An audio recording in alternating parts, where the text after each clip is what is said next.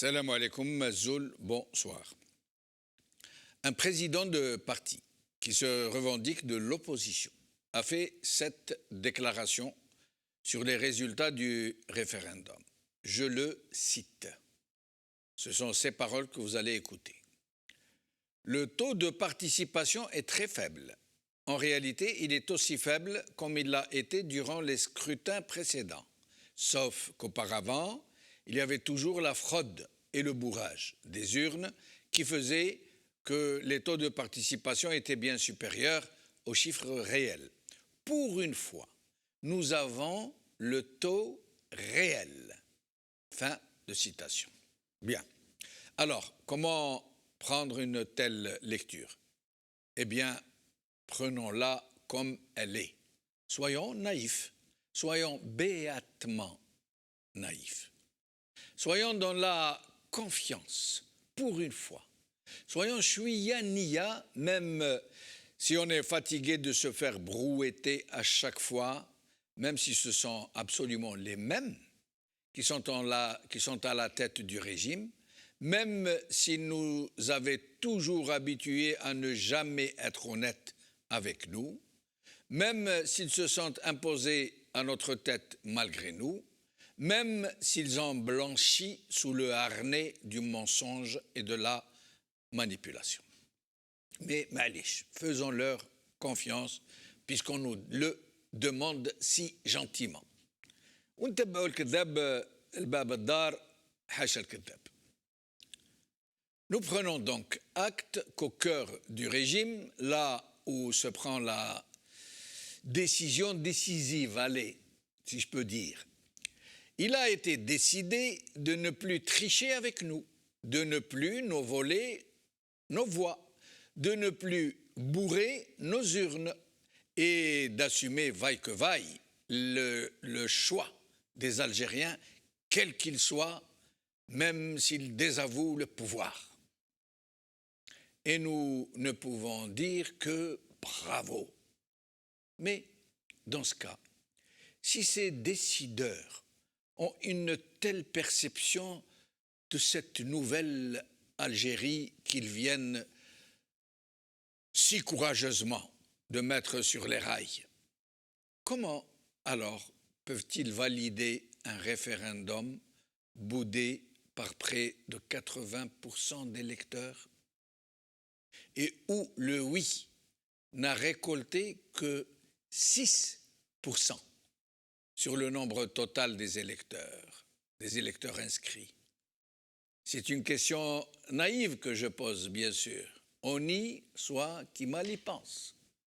Et ainsi donc, pour la première fois depuis l'indépendance, pour la première fois depuis que ce régime a volé le pouvoir aux Algériens, ce même régime a donc décidé de ne plus frauder, de ne plus bourrer, de ne plus triturer les chiffres des élections. Encore une fois, bravo! Il a donc décidé, quoi qu'il lui en coûte, d'abord de ne plus tricher, et donc selon lui, et selon l'opposant qui le confirme avec lui, ce chiffre de 23% est vraiment celui des votants. D'accord. Et ensuite, malgré tout le désaveu et la vraie signification de ce chiffre, de ce que pensent les Algériens, de ceux qui leur ont volé leur pays, les vrais décideurs de ce pays ont quand même décidé, à croire ce politicien de l'opposition, d'entrer dans une nouvelle phase, dans une nouvelle Algérie. Très bien, on prend, on veut bien tout avaler, sans discuter. Mais on a quelques questions. Pas des doutes, non, hacha. Juste des questions. Puisque ces champions de l'Algérie nouvelle ont décidé de ne plus nous mépriser et de respecter la volonté des électeurs, n'est-ce pas, monsieur l'opposant? Pourquoi alors veulent-ils valider et promulguer un référendum qui n'a été approuvé que par 6% des électeurs? 6%. Je ne dis pas 6% de la population totale algérienne, 6% des électeurs. Parce que c'est cela qu'il faut mettre en avant, le nombre des oui comparé au nombre total des électeurs, et non pas des votants, pour savoir combien on dit oui parmi tous les Algériens inscrits sur les listes électorales. Or, ces décideurs dont M. l'opposant nous dit qu'ils sont de bonne foi sont en train de nous dire que le référendum a été adopté par 66,80%. Vous voyez un peu la grosse ficelle à Tabarouit? Mais il n'y a pas que ça. Si ces décideurs sont d'une aussi bonne foi, déterminés à agir dans la transparence et qui nous demandent de les croire, et si nous, de notre côté, nous acceptons en toute bonne foi dans l'ingénuité, la candeur, la naïveté et toute la crédulité du monde, si nous acceptons de leur faire confiance, pourquoi alors continue-t-il de nous affirmer que Tebboune est en bonne santé et qu'il ne souffre que du Covid? Rappelons qu'il est porté malade depuis 18 jours et que s'il n'est pas dans un état très grave, s'il n'est pas intubé, s'il n'est pas dans le coma, il aurait dû tout naturellement faire une apparition publique, comme Donald Trump, comme Boris Johnson, comme tous les hauts responsables du monde qui ont été atteints et qui ont quand même fait des apparitions, qui ont communiqué avec leur société, avec leur peuple. Pourquoi alors toutes ces cachotteries dans cette Algérie nouvelle, où les décideurs ne cachent plus ni ne bidouillent les vrais résultats des élections? Pourquoi alors nous mentiraient-ils sur l'état de santé de leur président? Et puisqu'ils sont dans de si bonnes dispositions, ces adeptes de la nouvelle Algérie, pourquoi ne permettent-ils pas aux Algériens de créer de nouveaux partis qui soient vraiment de vrais partis de l'opposition? Pourquoi ne leur permettent-ils pas de créer une presse vraiment libre? Pourquoi ne leur permettent-ils pas de manifester librement? Pourquoi ne leur permettent-ils pas d'aller vers une dynamique vérité et justice? Pourquoi n'acceptent-ils pas de libérer le pouvoir législatif et judiciaire de l'emprise des chefs de l'armée? Et pourquoi ces derniers n'acceptent-ils pas de ne plus se mêler de politique, de ne plus dévaster les richesses de ce pays et de retourner à leur caserne? Et là, j'imagine très bien le sourire condescendant de notre charmant opposant. Il veut bien que nous soyons naïfs, que nous gobions ce qu'on nous sert, sans trop nous poser de questions. Il veut bien que nous laissions la politique aux politiciens. Mais là, demander ce que je suis en train de demander, c'est vraiment de l'apolitisme, de l'irréalisme, de l'utopie et même du grand n'importe quoi, n'est-ce pas?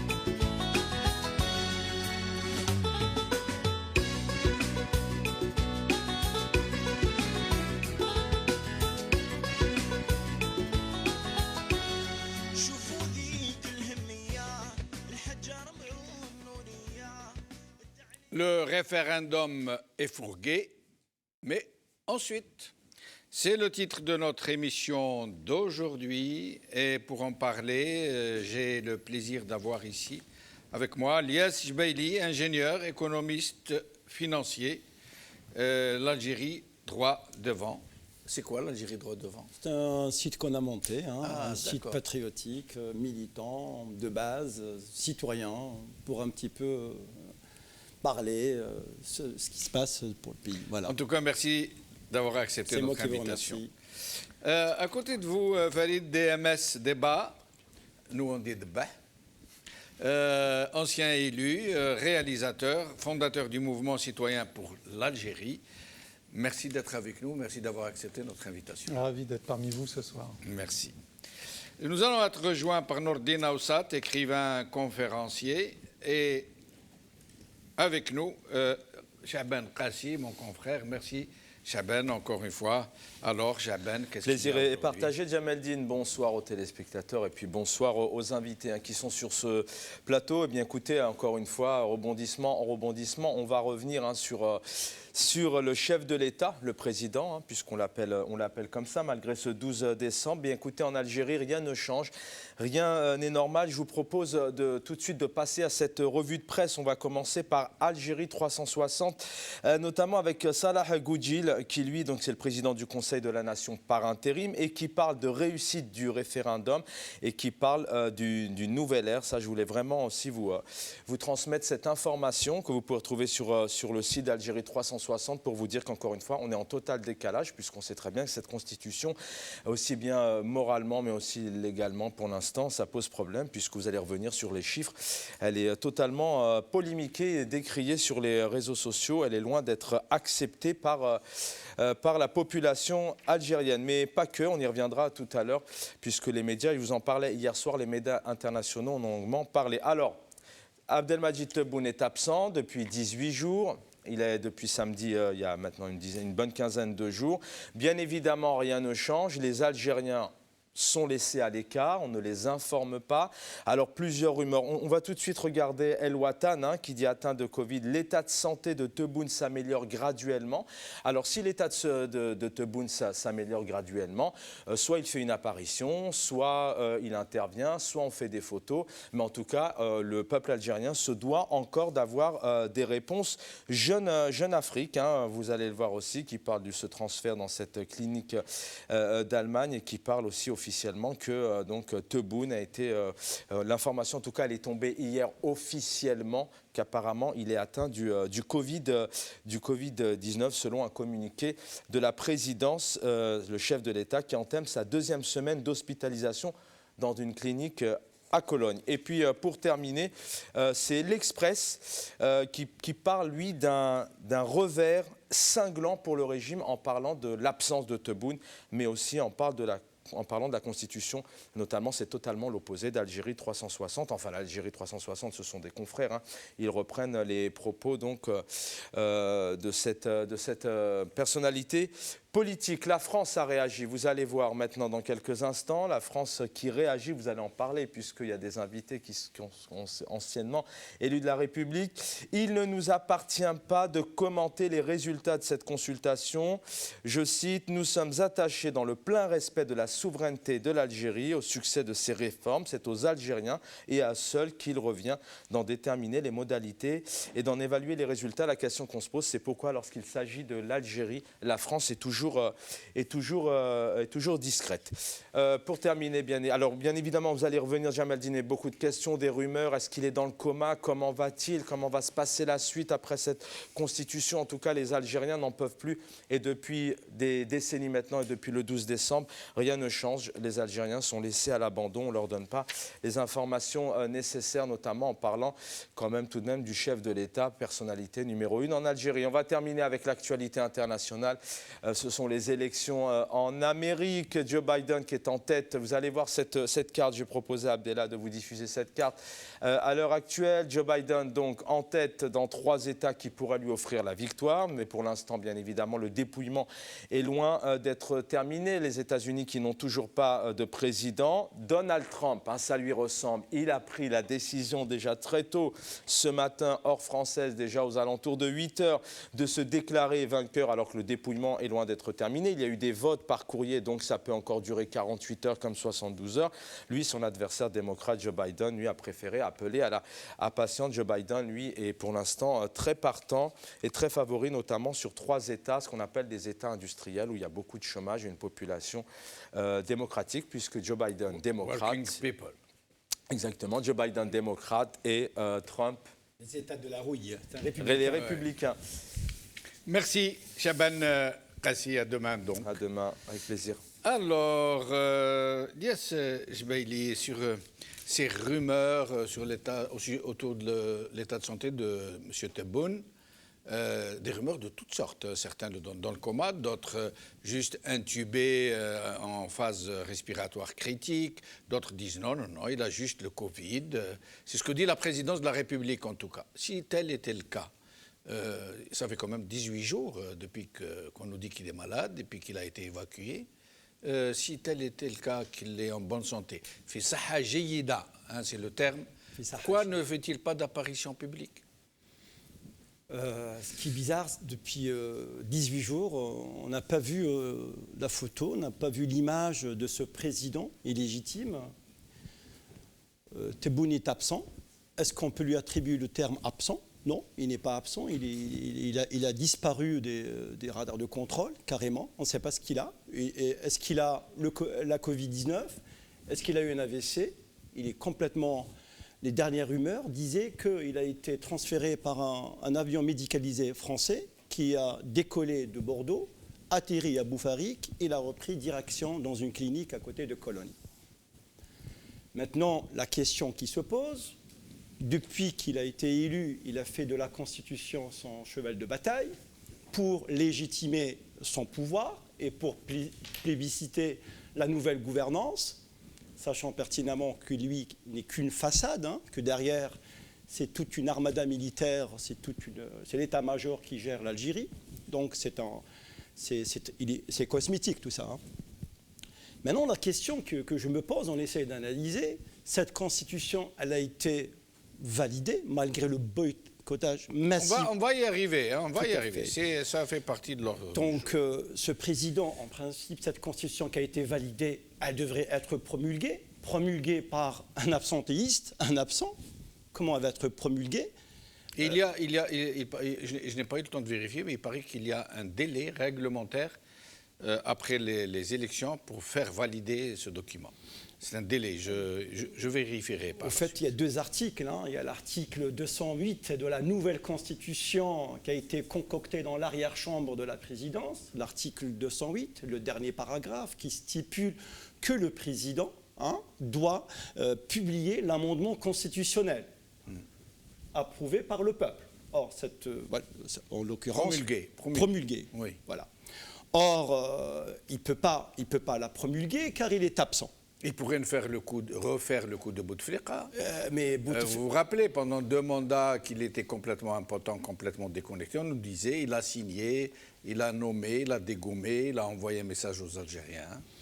Peut-être que nous acheminons vers Bouteflika saison 2. Peut-être Bouteflika bis ou le remake de Bouteflika. On perpétue toujours le même scénario. Il y a aussi maintenant, c'est une crise constitutionnelle, quasiment.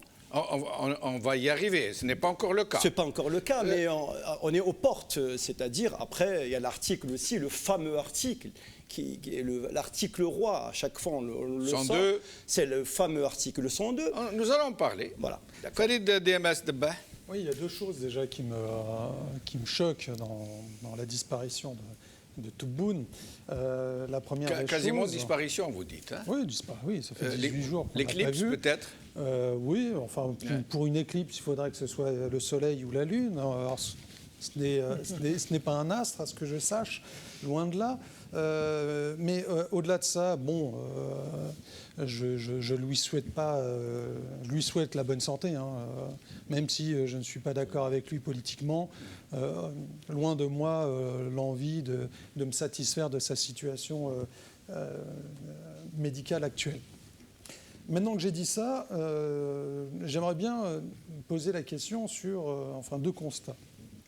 Déjà, sur le fait que, bis repetitas, on a Bouteflika bis qui nous rejoue la musique de se faire soigner à l'étranger, alors que ce fameux Tebboune se targuait devant les médias et les responsables comme quoi nous avions le système de santé le plus performant d'Afrique. Quelle arrogance! Et du Maghreb, il a précisé. Hein. Quelle arrogance! Ouais. Mais c'est tellement performant qu'il est parti tout de suite, illico presto, à l'étranger pour se faire soigner.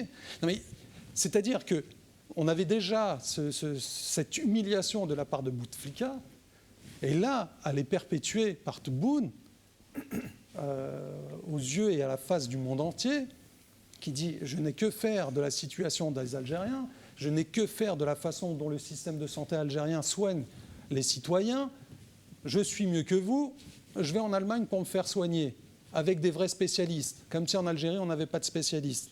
Je veux bien croire que, bon, les structures hospitalières soient désuètes.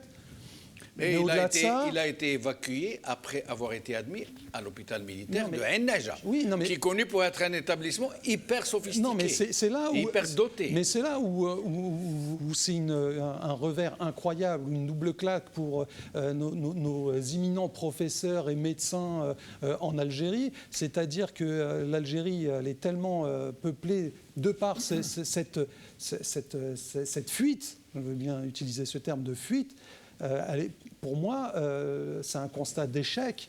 En disant oui. Surtout s'il s'agit juste du Covid. Oui, en disant au-delà de ça que c'est... À moins que ce soit quelque chose d'autrement plus grave. Mais même si c'est quelque chose de plus grave, comme si nous n'avions pas les spécialistes qui pouvaient le soigner à domicile. C'est un chef d'État. Il représente l'image de l'Algérie à l'international. Et nous en sommes aujourd'hui, en 2020, à soigner un chef d'État à l'étranger. Et jusqu'à quand on va nous parler, oui, la main étrangère, machin, etc. Mais oui, mais on a le chef de l'État qui, soi-disant, en train de nous parler de grands complots de main étrangère. Il va, dès qu'il a un petit rhume, il tousse un petit peu, hop, il va à l'étranger pour se faire soigner. Mais quelle humiliation pour le peuple algérien. Quelle humiliation, c'est-à-dire que... les hautes sphères, le plus grand représentant de l'État ne vous considèrent même pas, puisque vous restez là où vous êtes, vous vous faites soigner par des branquignoles, puisque c'est comme ça qu'il les imagine, puisque de par le fait qu'il n'est pas soigné sur place et qu'il considère qu'il n'y a aucun Algérien en Algérie suffisamment apte à le soigner, c'est une honte. C'est une honte. Un chef de l'État ne doit pas faire ça. C'est impossible. En 2020, c'est pas possible. Ça, c'est le premier constat. Deuxième constat, c'est cette absence, 18 jours. Mais où sont nos juristes ? Où sont nos avocats, nos procureurs ? Ils peuvent quand même mettre en place un système... Notre presse... Non, mais au-delà de la presse, qui est très conciliante, malheureusement. Oui. Bon, il faut dire ce qu'il en est. Ils sont là avec la brosse à chaussures, à reliure, etc. Ils sont là. Bon, bref. À croire que dans notre pays, on aime les puissants. Plus les puissants nous écrasent et plus on leur embrasse la main. C'est grave. Mais au-delà de ça, où sont nos juristes pour commencer une procédure de destitution ? Bah oui, s'il est malade, s'il est dans le coma, s'il est incapable de tenir son rôle de chef de l'État, je suis désolé, il faut qu'il parte. Bouteflika l'a été pendant des années sans que le fameux article n'ait été... Oui, parce qu'ils étaient où, ces juristes ? Depuis 2013. Non, mais ce qui était marrant, c'est qu'après, quand Bouteflika a été destitué, tout le monde est sorti, oui, les avocats, on aurait dû faire ci, on aurait dû faire ça. Ils ont refait le monde, à tout le monde, sur les plateaux, dans les journaux, tous les avocats, les procureurs, ils ont fait les fiers, là, ils sont sortis comme des coqs. Ah oui. Maintenant, vous êtes où, là ? Vous êtes où ? Allez commencer à mettre un dossier en branle et puis à balancer ça auprès des instances compétentes. On va voir s'ils vont faire leur boulot. Et Nordin Aoussat qui vient de nous rejoindre. Nordin Aoussat, merci d'avoir accepté notre invitation. Merci pour l'invitation, Sidi Jamaldine. Alors, Nordin Aoussat, voilà, M. Tebboune, 18 jours, au point où certains observateurs, pour aller dans le sens de Farid DBS de Bay, ont suggéré qu'ils l'ont peut-être envoyé en Allemagne pour éviter que des rumeurs ne commencent à se répandre au cas où il décéderait, à Dieu ne plaise. Ils ont dit, il est tellement gravement malade qu'il vaut mieux qu'il meure ailleurs, comme ça on ne va pas nous accuser de l'avoir tué comme on nous a accusé d'autres choses. Mais en fait, 18 jours, sans aucune apparition. Quand on voit, par exemple, ils nous disent c'est le Covid, hein, la Covid. Moi, je dis toujours le Covid. Ils nous disent c'est la Covid, rien d'autre. Et ils nous disent fi saha jayida. C'est le propre terme qui est apparu en bandeau sur le NTV. Alors, dans ce cas, pourquoi n'a-t-il pas fait une apparition comme Trump Trump, au bout de 5 jours, il a fait une apparition. Johnson du Royaume-Uni, au bout de 4-5 jours, il a fait une apparition. Et tous les grands responsables politiques du monde qui ont été atteints ont fait des apparitions, sauf ceux qui sont dans des phases respiratoires critiques, qui sont intubés, qui ne peuvent donc pas s'exprimer. Or, eux, ils sont en train de nous dire non, il n'est ni dans le coma, ni intubé, ni dans une phase respiratoire critique. C'est juste des examens approfondis, hein, pour reprendre leurs termes. À votre avis, Nourdine Nafsat, 18 jours pour des examens? Par quoi commencer? Je commencerai par ma grand-mère, ce qu'elle m'a appris. En l'occurrence, tu as cité l'Allemagne, les États-Unis. Ma grand-mère, elle disait ceux-là, ce sont des États. Hein, c'est des États, au sens propre du mot, avec ses institutions, ses mécanismes, leur constitution, leurs lois, leurs droits avec un grand D et la loi aussi avec un grand L. Mais ce n'est pas le cas de l'Algérie, malheureusement. Encore une fois, cette Algérie dont Tebboune n'a cessé de répéter depuis 8 mois maintenant, depuis l'été pratiquement, ou un peu avant l'été, Jazair el-Jadida, Jazair el-Jadida, on voit bien que cette Jazair el-Jadida, elle n'a rien de Jadida, elle n'a rien de nouveau. Toujours l'opacité, toujours le secret de Polichinelle, toujours le mensonge éhonté. Hein, encore à l'époque où l'information, elle circule. On peut suivre même l'avion qui l'aurait rapatrié ou l'aurait évacué depuis son décollage d'Alger jusqu'à son arrivée à destination Cologne, avec les applications dont les jeunes de 18 ans ou 20 ans pourraient manipuler. Donc voilà, c'est l'Algérie nouvelle. Mais l'ironie du sort, c'est Jamaldine, c'est que ce Tebboune soit évacué en Allemagne, paraît-il, avec un avion français. Oui. C'est même pas un avion algérien. Donc double humiliation.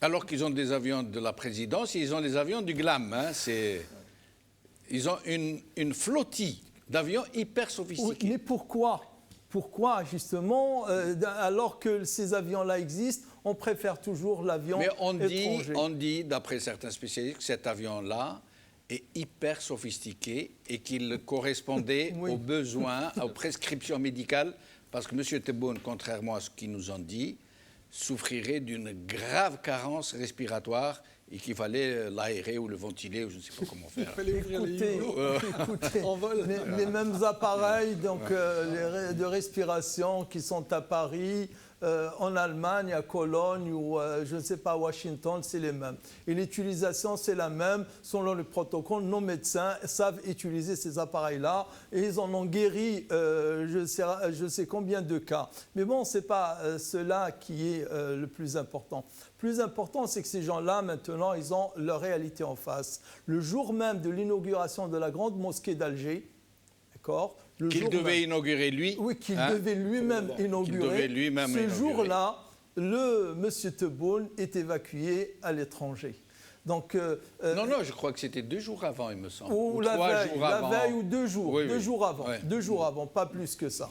Donc d'où le retour de cette, je ne dirais pas polémique stérile, polémique réelle, discussion réelle. Si à la place de cette mosquée, parce que ce quartier-là, c'est mon quartier, j'ai grandi là-bas, dans ce quartier, Mohammedia, j'ai grandi là-bas. Là, on appelait avant les Pères Blancs. Hein, ce quartier-là, on jouait tous les dimanches, c'était le dimanche avant, tous les dimanches, on jouait au foot là-bas et on allait à la plage en face. Donc si à la place de cette mosquée dont on n'a pas besoin, il y a une mosquée des Pins Maritimes à côté, il y a les mosquées de l'Édune à côté, il y a la mosquée de Mohammedia à côté, il y a la mosquée de Ouadou Chayah, la glacière à côté. On n'avait pas besoin. S'ils avaient construit peut-être un hôpital, un grand hôpital, ils n'auraient pas besoin d'évacuer leur président à l'étranger dans cette situation-là. Mais sinon, que dire? On est habitué. On a passé 6 ans avec un président moribond, impotent, mais ils ne le feront pas 2 fois. Mais la mosquée, ils ne l'ont pas érigée pour les fidèles, vous savez bien, bien entendu. Ils l'ont fait pour une question de prestige. Monsieur Bouteflika voulait faire une meilleure mosquée que celle de Hassan II, avec un minaret qui est C'est pour ça que j'en parle, c'est Jamal dit. C'est pour ça que je le dis, parce que si elle avait une raison, si elle avait un but noble, sain, je ne dirais jamais ça. Je ne me permettrais pas de dire ça. Donc c'est parce que je connais le quartier, je connais la disponibilité des mosquées, et je sais pourquoi elle a été érigée. Donc c'est vraiment un coup, une gifle à leur face s'il y avait une dignité chez ces gens-là. Mais ce culte du secret, pourquoi ne communiquent-ils pas à la société, au peuple algérien? Pourquoi ne leur disent-ils pas il est malade, il a ceci, cela, il a un cancer, il est en phase finale, il est... Parce qu'ils savent pertinemment qu'en face, il n'y a personne qui les mettrait face à leurs responsabilités et qui pourrait les attaquer pour ça. C'est tout simplement ça. Ils ont une impunité. Ils jouissent d'une impunité incroyable et insolente. Donc ils en profitent. Ils savent très bien qu'en phase 2, c'est l'électrocardiogramme plat. Personne ne parle, personne ne revendique. Au contraire, ils ont une presse muselée à la botte. Voilà, ils ont des opposants qui les défendent. Pas très opposants. Donc c'est ça qui est problématique. Et aussi, il faut dire ce qu'il en est, on a un nationalisme exacerbé.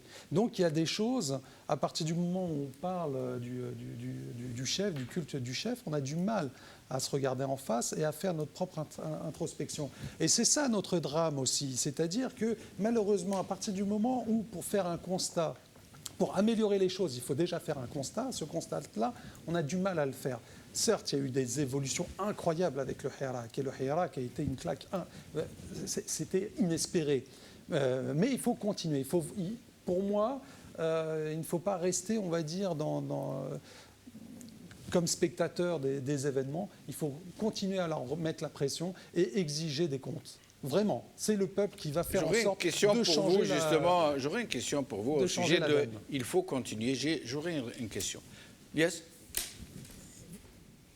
La cible, elle est identifiée. La cible est identifiée, elle s'appelle le pouvoir. Ce pouvoir, il est autant illégitime qu'illégal. Donc nous le savons.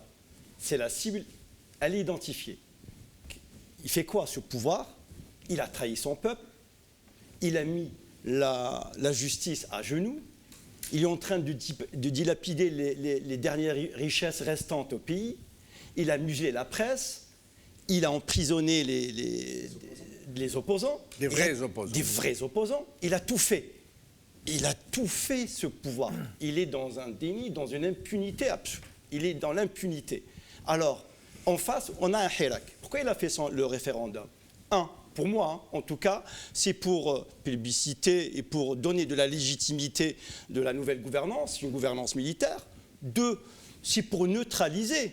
Il espère neutraliser cette dynamique du Hirak. Et troisièmement, disons voilà, peut-être pour lui, essayer un petit peu de faire passer son référendum pour, dans son esprit, reconquérir l'opinion, de dire voilà, que voilà, le référendum, peut-être ce référendum, il va répondre aux aspirations du Hirak populaire originel. Donc ce pouvoir, il est dans les manipulations, il est dans les infiltrations. Mais ça n'a pas marché. Ça veut dire même ce qu'il a fait, le boycott. Lui, il voulait un peu faire oublier le boycott du 12-12. Oui. Et il voulait remplir les bureaux de vote pour pouvoir transmettre des images de gens qui sont dans les bureaux de vote à se bousculer. Finalement, il a eu des bureaux de vote encore plus vides que le 12-12. Donc ça n'a pas marché. Mais ça ne peut pas marcher parce que le peuple s'est réveillé, au fait. Le Hirak, il faut le savoir, c'est un éveil national. C'est un éveil national. C'est un éveil. Le Hirak, il s'est réveillé. Le peuple algérien, il s'est soulevé. L'Algérie s'est toujours soulevée. 1804, 1827, il y avait des soulèvements tribaux confrériques. 1804, 1827. 200 ans après... 1804. 1804, 1827, il y avait des soulèvements tribaux confrériques, tout à fait. Et 200 ans après, il y a un soulèvement aussi. Les Ouled Sidi Chir. Tout à fait. Durant toute cette période, l'Algérie, il y a toujours eu des soulèvements. Contre qui? La France. La contre France. la France coloniale. 1804. Non, pardon, 1800. Parce qu'il me semble que la France. Pardon, 1830. En tout cas, de telle date. Enfin, de 1830 jusqu'à 1840. Tout à fait. Voilà. En tout cas, je suis désolé. C'est vrai, moi aussi, j'ai pas fait attention. Donc, il y avait des soulèvements tribaux confrériques. Oui. Et l'Algérie, elle a toujours rejoué le match de la liberté pour reconquérir sa liberté. Donc, depuis le 22. Le Hirak, il cherche à reconquérir sa liberté. La liberté, c'est quoi? C'est une revendication politique, c'est une liberté d'expression, c'est la démocratie, c'est instaurer un état de droit. Donc c'est fini. Ce pouvoir, il est en fin de vie. Il joue sur tous les plans. Président illégitime, référendum constitutionnel. C'est fini. Le peuple, il s'est réveillé. Il est conscient, le changement, il est impératif, il est vital. Il faut faire rentrer cette Algérie dans cette modernité. Moi, ça ne me surprend pas, leur politique de masquer, de jouer. Voilà, le président a été transféré. Tout ça, c'est du jeu. Ils sont dans leur rôle. C'est un rôle. Oui, mais la question que je voulais poser à Farid DMS Débat, je vais la poser en ordre et puis je vous laisserai y répondre aussi. Alors, ce régime, quoi que vous fassiez, vous pouvez sortir par millions, refuser de voter, rejeter le vote du président. Il arrive, il vous dit « j'ai été le président le mieux élu depuis l'indépendance ». Là, ils vous font passer une constitution que le peuple rejette unanimement. Jamais c'est arrivé comme ça. C'est encore plus fort que le 12-12. Et ils vous disent « non, le peuple, bravo ». Vous avez entendu, Charfi? Oui. Je félicite ce peuple pour cette flambée populaire. Constitution halal. Hein. Et c'est une constitution halal, ça veut dire transparente. Ils sont dans quoi? C'est plus que le déni, ça. C'est des clowns. C'est plus que le déni. C'est bien ça, c'est plus que le déni, c'est un peu l'excès d'assurance. L'impunité qui date depuis 60 ans presque, voire même avant, l'impunité, comment dirais-je, il y a une doctrine même aussi, une doctrine qui veut que le pouvoir leur a échu de droit et c'est eux qui en sont dignes de le garder. Je parle de la haute hiérarchie militaire. Oui. C'est une doctrine, il faudrait qu'on se fasse à cette idée, c'est qu'il n'est pas une hypothèse ou quelque chose comme ça de superflu, c'est réel. Ces gens-là croient réellement que ce pouvoir leur appartient, que les civils, s'ils sont là, c'est juste pour servir de façade, au cas où ils sont, je dirais... qu'on leur dénie cette légitimité, que ce soit eux qui dirigent, mais il y a aussi cette doctrine. On le voit. Aujourd'hui, le message, il est clair. Je ne sais pas si on va parler tout à l'heure de la lecture de ces résultats des élections, parce que c'est rattaché à cela. Le pouvoir, il est dans sa feuille de route. Ils croient, ils sont convaincus que pratiquement, ils peuvent passer les 3-4 échéances, celle du 12-12, celle du 1er 11, et plus les 2 autres échéances suivantes. Législatives et communales. Voilà, et puis ça va reprendre comme avant. C'est leur... moi, c'est ma lecture de ce que ce pouvoir... En fait, l'Algérie nouvelle, c'est changer de costume.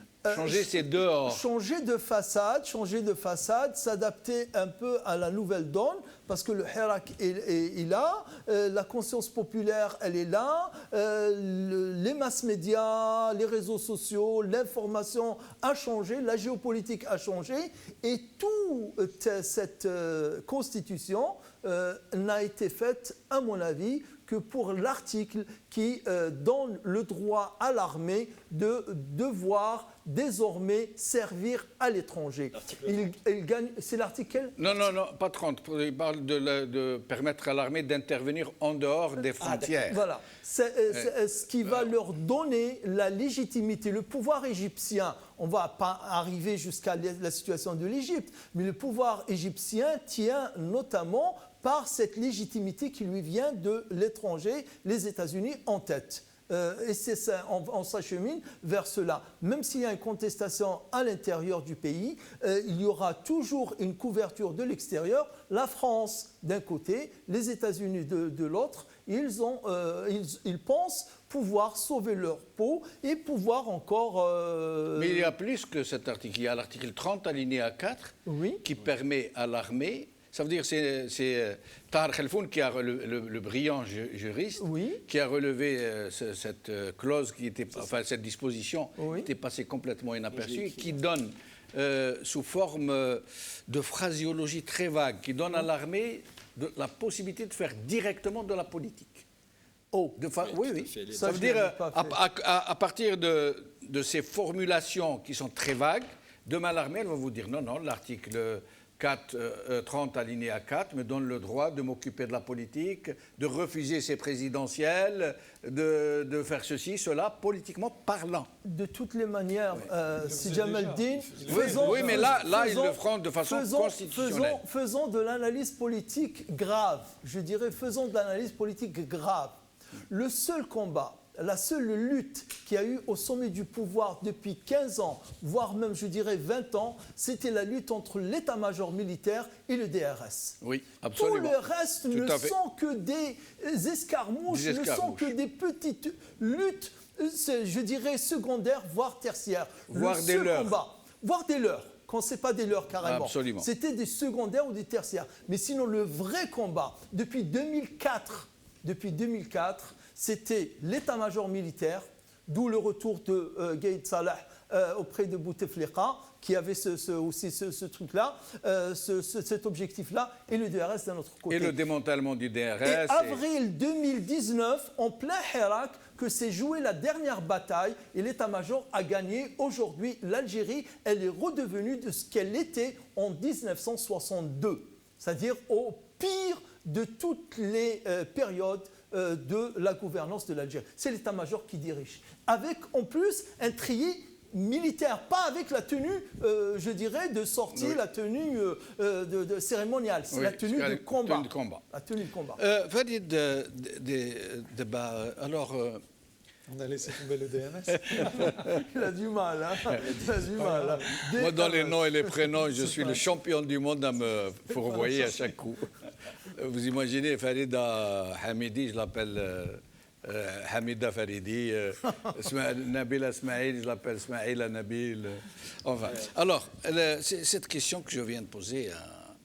Alors moi, j'aimerais reprendre les mots de Nelson Mandela, qui avait dit un jour « Ce qui est fait pour nous, que d'autres ont décidé sans nous, est in facto dirigé contre nous. » Voilà ce que la Constitution, voilà comment a été construite la Constitution. Elle a été faite en catimini, sans le Hirak, sans l'opposition, sans qui que ce soit.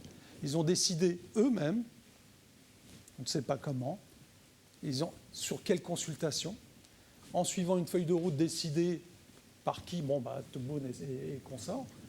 Et à l'arrivée, ils nous ont sorti cet hybride de 200 et quelques articles, une constitution illisible, et ils nous disent que c'est à la demande du peuple. Hein. Oui, bien sûr. À la demande du Hirak. Après aux aspirations. C'est pas la première ânerie qu'ils ont sortie. Hein, donc, à la rigueur, même l'article que vous citiez, l'article 30 alinéa 4, justement, qui consacre l'armée dans la politique, ça, je vous dirais, oui, et alors ça fait depuis 62, on n'a jamais eu un civil à la tête de l'Algérie. Hein, qu'ils ont tous été. Oui, mais ils le faisaient avec un paravent, derrière un paravent. Mais non, c'était aux yeux de. Là, c'est. Non, sincèrement, c'est prendre les Algériens pour des neuneux. Tout le monde savait ce qui se passait. C'est un petit peu se cacher derrière un tamis. Voilà. C'est pareil. On sait exactement que c'était l'armée depuis toujours qui gouvernait jusqu'à présent. Et à l'étranger, on est juste ridicule.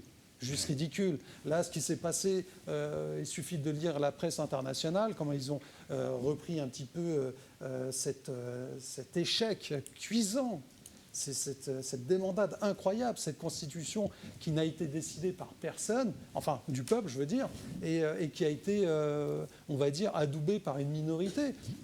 Donc, derrière, c'est quoi? On va diriger l'Algérie avec une constitution qui n'a été décidée, qui n'a été, on va dire, acceptée par une minorité d'Algériens. Ça n'a pas de sens. Mais de toute façon, la constitution, c'est pas ni l'alpha ni l'oméga. On a des constitutionnalistes qui n'en ont rien à faire de la constitution. Depuis quand l'Algérie a été dirigée avec la constitution? Depuis quand on a utilisé les articles de la constitution pour faire valoir un droit, quel que soit ce droit-là? Jamais. Une constitution, en Algérie, c'est un bout de papier qui ne sert absolument à rien. Et qu'ils sont les premiers à violer. Mais absolument, ils en ont que faire de ça. On est juste là. Eux, ils sont en train de rigoler, en train de regarder comment on s'agite sur les plateaux télé, etc., par rapport à cette constitution qui, de toute façon, va être imprimée et directement va servir de rebut. Mais ça ne sert à rien, c'est une constitution. On en a fait combien des constitutions depuis l'indépendance? On en a fait plein. Il y a des pays qui n'ont pas de constitution et qui fonctionnent à merveille. Nous, on a des constitutions, on en écrit des tas, et l'Algérie, elle fonctionne de travers. Donc ça n'a rien à voir. Ce n'est pas la constitution qui fait le pays, ce sont les hommes qui font le pays. Et à l'heure actuelle, on n'a pas d'hommes à la tête de ce pays. C'est tout. On n'a pas d'hommes intègres. Et alors nous allons sont véritablement des patriotes, des amoureux du droit. Parce que tout le drame de l'Algérie à l'heure actuelle, c'est que ce n'est pas un État de droit. Oui. Donc constitution en carton, on s'en fout à la rigueur. Et justement, nous allons parler de la constitution à proprement dire. Cette constitution qui vient de sortir. Donc, d'abord, ce chiffre qu'ils sont en train de faire publier dans tous leurs journaux, qui sont en train de faire tourner en boucle dans leur télé. Ils disent 66, je ne me rappelle plus quoi, des Algériens ont approuvé la Constitution. 66,80. Des votants. Alors, en fait, c'est quoi ce 66,80 ? C'est le nombre de oui, 3 800 000. D'ailleurs, le chiffre en lui-même a été gonflé. Ouais. Il a été bourré. Absolument. Mais ça ne fait rien. Supposons qu'il y a vraiment eu 3 800 000 que nous n'avons pas vus dans les bureaux de vote qui ont voté. C'est ce chiffre, 3,8 millions, par rapport au votant. Le votant qui lui-même a été gonflé aussi. Ça, ce qui fait que ça fait à peu près 66, mais en fait, ceux qui ont dit oui, ils ne représentent que 6% par rapport aux électeurs inscrits à la totalité. Ça veut dire 3 800 000 sur 24 millions et quelques, ça fait 6%. En fait, c'est une constitution qui a été approuvée. Faisons comme si elle a été vraiment approuvée par 6% des électeurs et qu'ils veulent faire passer. Est-ce que vous trouvez que c'est normal de faire passer une constitution, même s'il n'y a pas de loi pour ça, hein, ils ont fait exprès de ne pas prévoir un minima au-dessous duquel on ne peut pas descendre, mais de façon éthique, politique, morale, est-ce qu'il est permis de faire passer une constitution qui a été approuvée par 6% des électeurs? Mais en fait, moi, j'essaie de rebondir sur ton intervention. Au fait, c'est que l'Algérie, elle a été toujours gérée de façon extra-constitutionnelle. Donc, c'est une constitution qui est là, hein, qui fait façade, hein, elle est là. Même si elle est bourrée, il y a certaines clauses qui parlent, certains articles de loi sur les libertés fondamentales, mais rien ne se fait dans la pratique. C'est juste pour donner une consistance au fait, à ce pouvoir. Mais cette constitution, on n'a jamais eu de constitution. La première, elle a été conçue dans une salle de cinéma, au fur et à mesure, mais le peuple algérien il est au courant que cette constitution, elle ne le concerne pas. Elle concerne une caste, la prédatrice, qui va répondre à ses aspirations pour s'accaparer beaucoup plus les richesses et le pouvoir au pays.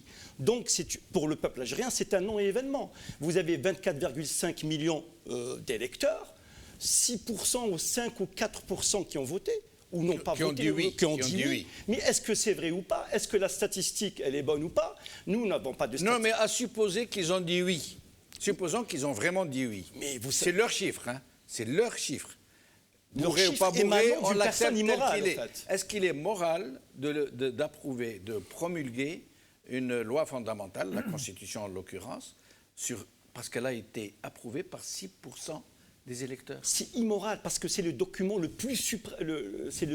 suprême le plus élevé d'un pays, la Constitution. Donc Donc il n'y a pas d'éthique, il n'y a pas d'éthique, c'est immoral de faire approuver une constitution dont l'approbation elle est que de 6%. Le taux il est faible. Même la publication des résultats, elle devrait se faire le lendemain à 10h du matin. Ils ont dû retarder à 11h30 pour décider quel est le chiffre adéquat pour faire passer la pilule. Donc est-ce que 23, 22, 20 donc, et je me demande pourquoi ils ont choisi le 23%. Pourquoi ils ne l'ont pas gonflé comme d'habitude à 40%? Absolument, ils n'ont pas gonflé. Monsieur l'opposant dont je parlais tout à l'heure dans mon introduction a dit, la preuve c'est que ça n'a pas été bourré. C'est un vrai chiffre, les Algériens. Bon. Mais c'est faux, c'est pour faire véhiculer l'image vis-à-vis de l'international. Je préfère d'abord répondre à la première question, après on reviendra aux chiffres, on essaiera de donner chacun son avis sur ces chiffres. Tu parlais de morale, Si Jamaldine, ou éthique, j'aimerais bien, mais est-ce qu'ils connaissent ce que c'est la morale? C'est-à-dire, juste le mot morale, est-ce qu'ils savent ce que c'est? Est-ce qu'ils savent ce que c'est? Je ne pense pas. Je ne pense pas, on est loin de la morale. Et la pudeur? Non plus la pudeur, ni la dignité encore. Alors, pudeur, dignité, morale, éthique, tout ce vocabulaire-là, tout ce registre lexical, laissons-le de côté, c'est des gens qui n'ont aucune, rien. Et encore moins qu'elle soit tirée de la religion, qu'elle soit tirée des traditions, nif, de l'Algérien. Je parlerai de raison. Raison. La raison. Ce n'est pas des fous, ces gens-là. Absolument. Ils ne sont pas fous. Absolument. Sinon, ils seraient dans des asiles psychiatriques. Comment ça s'appelle? Hassan Badi, au Ruisseau, à Alger. C'est pas loin. Et sinon, ils ne sont pas fous. Donc, au moment où ils ont une raison. Après cette déchirure, je dirais, dans le pays, où des millions sont sortis dans la rue, l'Algérie n'a jamais été autant divisée de façon, je dirais, flagrante, où des millions d'Algériens réclament un changement. Et on vient et on leur, comme ça, fourgue, le terme que tu as utilisé, leur balancer comme ça à la figure, une constitution déjà concoctée en catimini, illisible, je dirais. Et voilà, donc qu'est-ce qu'ils veulent? Reniés par les Algériens. Oui, reniés, boycottés par les Algériens. Après, on parlera de ça. Donc ces gens-là, il n'y a rien. C'est-à-dire, ils sont butés, ils sont là, vaille que vaille. Ce que j'ai dit, et on peut toujours le redire, ces gens-là, c'est les héritiers de ceux qui, en 1962, sont rentrés de Rerdimao, de la frontière tunisienne, avec des chars. Ils ont écrasé tout devant eux jusqu'à Alger. Ils ont fait une halte de quelques heures ou quelques jours à Rocher-Noir, à Boumerdès, et ensuite ils ont continué leur chemin jusqu'à Alger. Ils ont écrasé tout le monde sur leur chemin. Ils le font d'une autre manière. Ce n'est pas des chars, Dieu merci, alhamdoulilah, mais ils le font d'une autre manière. L'arrogance, Isti'mar, donc la force, les Algériens qui depuis février, Si Jamaldine, quel est le terme qui revient le plus dans toutes les chansons, sous tous les airs? Hurriya, liberté. Les Algériens n'ont pas tort de réclamer une liberté. Istiqlal, istiqlal, istiqlal, réclament des Algériens par milliers, par centaines de milliers. Ils sont fous, ces gens-là, à réclamer istiqlal s'ils étaient dans l'istiqlal? Non, c'est parce qu'il n'y a pas d'istiqlal. Stamrona, ils nous ont colonisés. Le colon est parti, il y a d'autres qui ont pris sa place. Vergès, je l'ai dit plusieurs fois, Jacques Vergès, l'avocat du FLN, dans un livre, Lettre ouverte à mes amis du FLN, dans lequel il dit, entre autres, vous avez chassé les colons, vous êtes assis sur leurs chaises, les mêmes chaises, et vous vous êtes comportés, et vous vous êtes mis à vous comporter de la même manière qu'ils se comportaient eux. Ils se comportent de la même manière. Disons les choses ouvertement. Cette haute hiérarchie militaire, elle se comporte comme Massu et les autres. Malheureusement, l'armée, c'est notre armée, c'est l'armée de notre pays. Nous la chérissons, nous nous aimons, nous lui souhaitons que le bien. Mais malheureusement, sa haute hiérarchie, son commandement, il se comporte comme les colons. Comme Massu et les autres, il faut se rendre à l'évidence, et c'est pour cette raison qu'on le voit maintenant. Même dans l'initiative des 22, la dernière initiative de Doula Madaniya Machi Askaria n'apparaissait pas. Et c'est pour ça que je le dis, je le redis, je l'ai dit encore une fois, je vais le redire encore aujourd'hui, même si quelqu'un, je le dis à mes frères, à mes sœurs algériens, si Ayi Wahad, n'importe qui vient, il vous dit, moi, je mets en application le Coran, la parole d'Allah et la parole du prophète. Voilà ce que je veux dire. Si aujourd'hui, il ne dit pas en premier lieu Doula Madaniya Machi Askaria, c'est que c'est un escroc. C'est que c'est un menteur, c'est que c'est un manipulateur. Parce que la clé de voûte, le nœud gordien du système politique algérien pour qu'il y ait déblocage, pour qu'il y ait correction, pour qu'il y ait redressement, pour qu'il y ait retour de l'espoir, c'est que ces militaires fichent le camp du champ politique, qui rentrent dans leur caserne. Personne n'a besoin d'eux, et encore moins de ces vieillards. On n'a pas besoin d'eux. L'Algérie n'a pas besoin d'eux. L'Algérie a ses enfants. Même les militaires qui ont été formés dans nos écoles d'ingénieurs de l'armée, l'ENITA, ingénieurs, ils ont fait leur service. Ils sont arrivés au grade de lieutenant-colonel. On les a fichus dehors. Et pourtant, c'est des ingénieurs formés par l'école algérienne. Ils ont monté les grades échelon par échelon. Et eux, 86 ans, ils sont encore là, ils ont à peine le niveau de certificat d'études, ils savent à peine déchiffrer les textes. Et des officiers supérieurs très diplômés ont été mis à la retraite à l'âge de 45 ans. Bien sûr, c'est de cela dont je parlais. Oui. Alors, Farid, un BS, je ne suis pas trompé. Oui, c'est le drame de l'Algérie. Maintenant, je ne vais pas paraphraser, il a un petit peu résumé la situation. Au-delà de ça, c'est vrai que l'Algérie a des grabataires à sa tête. Bon, c'est un EHPAD qui gouverne l'Algérie. Qu'est-ce que vous voulez que je vous dise ? C'est pas nouveau. 74 ans, Tebboune, Chemriha, je ne sais pas combien il a, 80 ans ou 78, je ne sais plus. Bref, ils sont en décalage avec la réalité du pays. Ils sont véritablement en décalage. Mais à la rigueur, ils s'en fichent. Mais Farid, d'où tire-t-il cette audace, cette effronterie ils savent très bien que le peuple algérien n'a pas voté. Je vous dis sincèrement, moi, mon point de vue, ils tirent leur force de notre faiblesse. Non, mais quand il en arrive à dire « je vous félicite d'avoir voté », il vous le dit en vous regardant dans le blanc des yeux, alors qu'il sait que vous n'avez pas voté. Parce qu'il nous nargue, parce qu'il nargue le peuple, parce qu'il prend le peuple pour des imbéciles. Et il sait pertinemment qu'en le regardant dans le blanc des yeux, le peuple ne va pas se révolter. À partir du moment où le peuple aura décidé d'un seul homme, d'un seul quart, j'irai plus loin, de se révolter, de briser ses chaînes, de monter au créneau, de prendre les armes, c'est grave ce que je dis, mais c'est malheureusement ce qui risque de se passer. Parce qu'aucune révolution s'est faite avec des bonbons et des armes, c'est le meilleur service qu'il puisse rendre à ce régime. Je ne sais pas, parce que qu'est-ce qui peut se passer dans les casernes ? Peut-être que les casernes, il serait temps que tous ces gens, justement, la jeune génération d'officiers, qui prennent enfin leurs responsabilités. Peut-être qu'à l'intérieur des casernes, on ne sait pas. Non, je suis pas d'accord. C'est une possibilité. Peut-être qu'ils feront du ménage et qu'ils prendront la tête de l'état-major. On ne sait pas ce qui peut se passer derrière. Au-delà de ça, je suis que pour les constats. C'est bien de s'inspirer de l'histoire. L'histoire du monde des révolutions ne s'est pas faite avec des arcs-en-ciel, des coquelicots et des bonbons.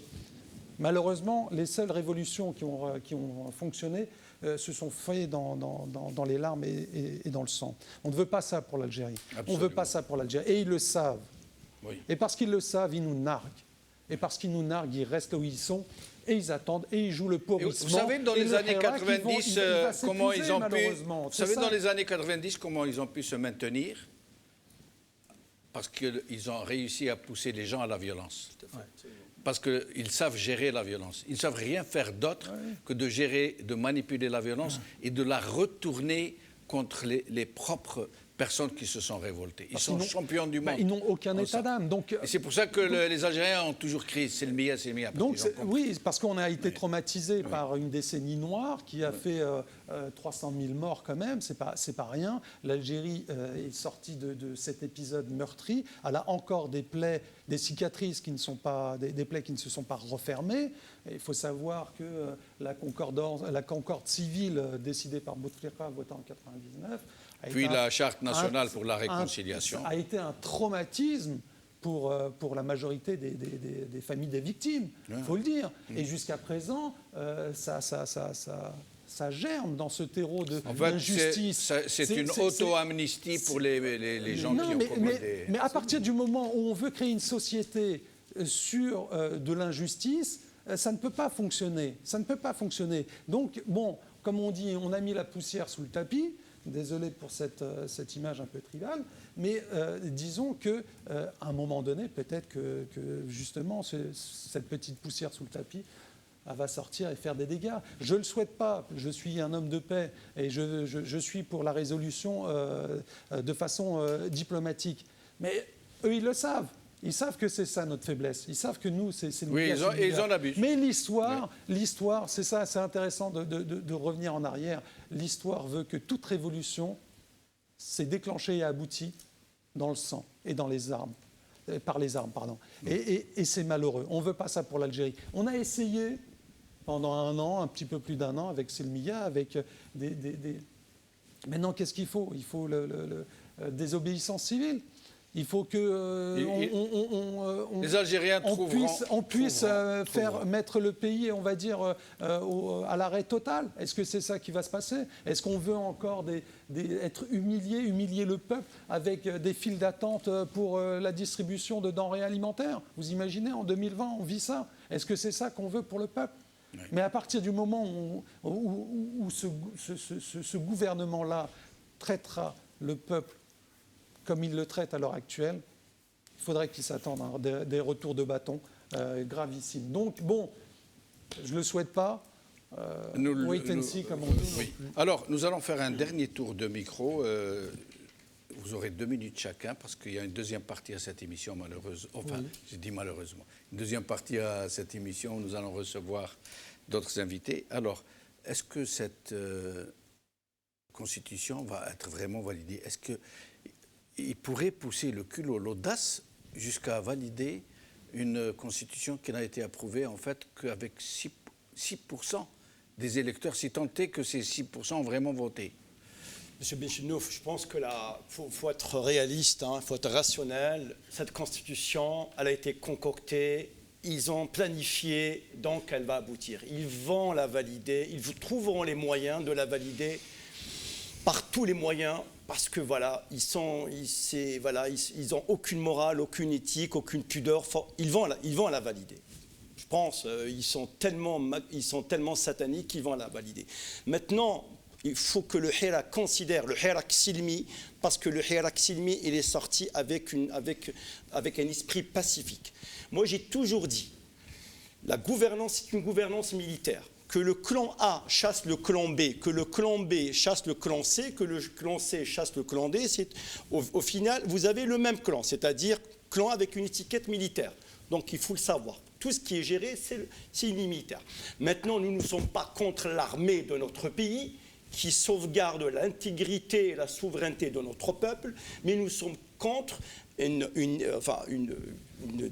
grabataires, des généraux qui ont pris le pouvoir par la force, par la violence, partout, voilà, en humiliant leur peuple. Voilà, ils ont trahi la nation, ils ont trahi le peuple, ils ont mis la presse, ils ont tout fait, ils ont muselé la presse, ils ont muselé tout le monde.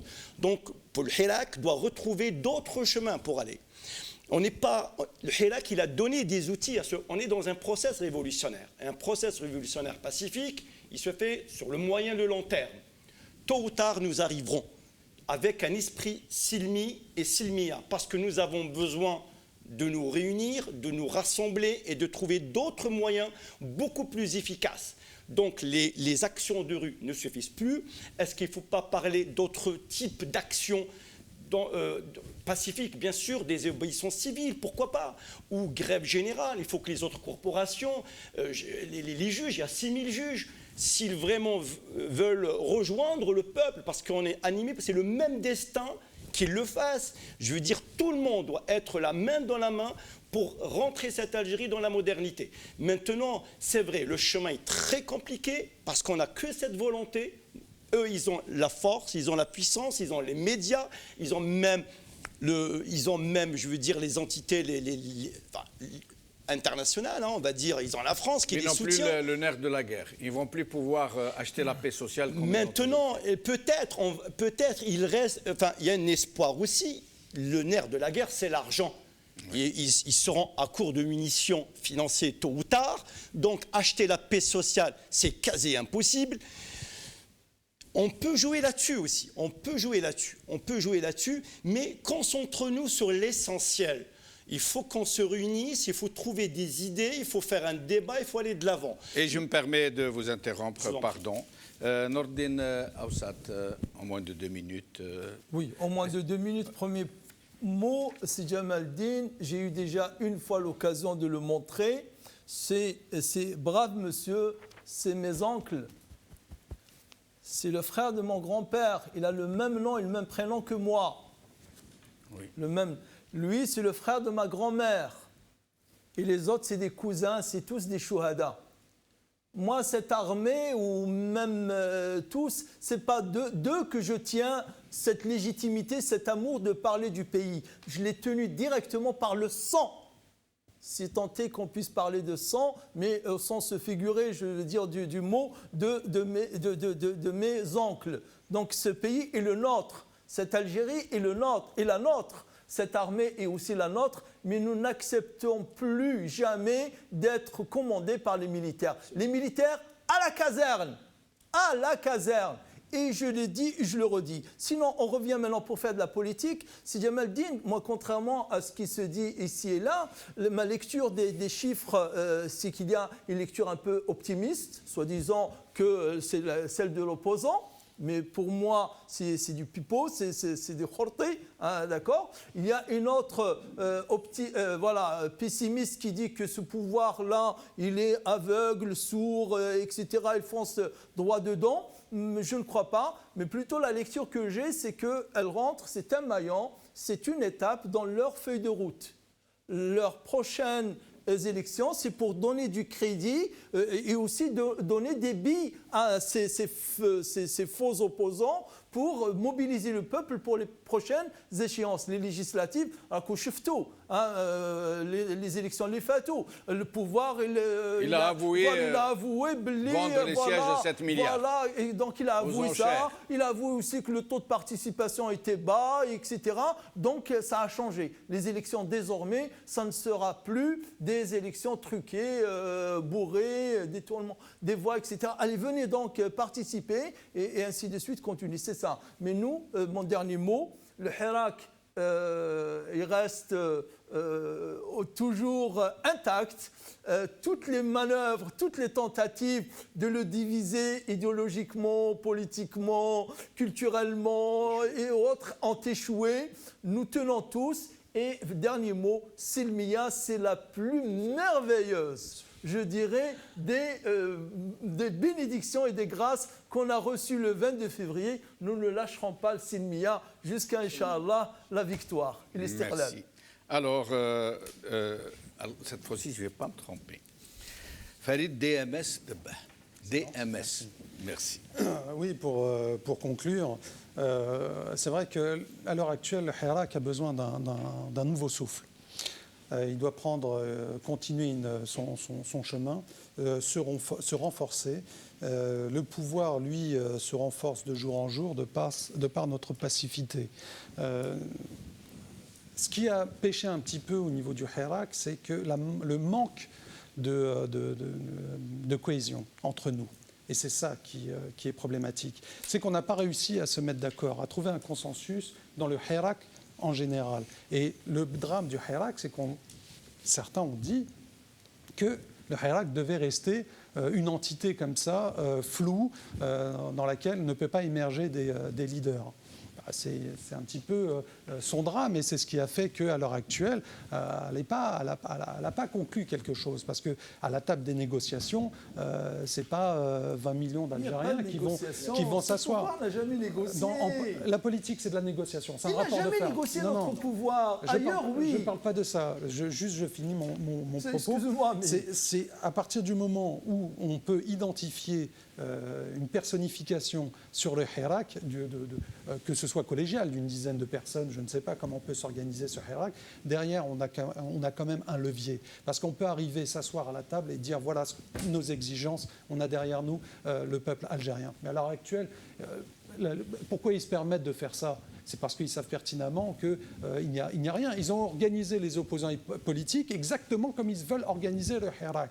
Ils ont distillé ici et là cette bizarrerie qui voudrait que le Hirak est une entité qui n'a pas de représentants. Mais ils ont réussi. Et c'est parce qu'il n'y a pas de représentant que le Hirak ne peut pas justement taper du poing sur la table. Je pense que la prochaine étape, ça serait vraiment que le Hirak puisse trouver un second souffle dans la concordance, pouvoir s'entendre ensemble sur l'Algérie de demain. Pourquoi pas travailler sur une constitution ? Moi, la constitution, j'y crois pas. À l'heure actuelle, dans un pays révolutionnaire, quand un pays est en lutte, la constitution, on fait fi de la constitution. Donc, la constitution faite par eux, on s'en fiche. Ça n'a aucun poids. 6%, 20, 30, 50%, ça n'a aucun poids. C'est une révolution. Il y a quelque part une volonté de renverser la table. Faisons-le, mais faisons-le ensemble. Merci Farid DMS Debah, merci Nordin Oussat, merci Diaz Djibaili. À vous revoir bientôt, Inch'Allah. Merci beaucoup. Et nous allons enchaîner avec Messoud Leftissi après une courte transition.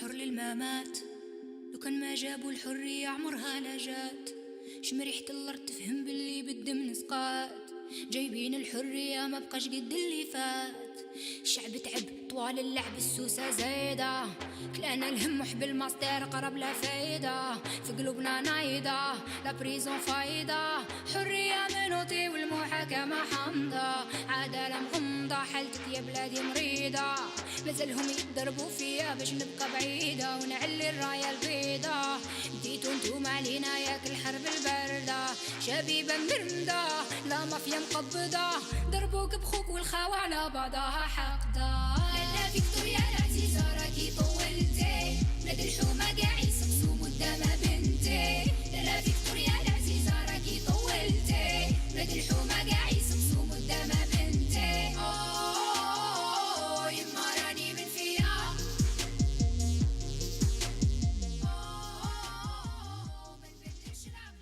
Messoud Leftissi, ingénieur automaticien, ex-détenu. Merci d'être avec nous, Messoud. Merci infiniment. Bonsoir à toutes et à tous. Et je tiens à vous remercier pour l'invitation. Merci beaucoup. Alors, Messoud, donc d'abord sur ce sujet de Monsieur Tebboune, qu'on n'a pas vu depuis plus de 18 jours, dont on nous avait dit qu'il avait été d'abord évacué à Naja, que c'était des soins, des examens de routine, puis évacué vers l'Allemagne. Toujours aucune nouvelle, alors que la télévision affiche un bandeau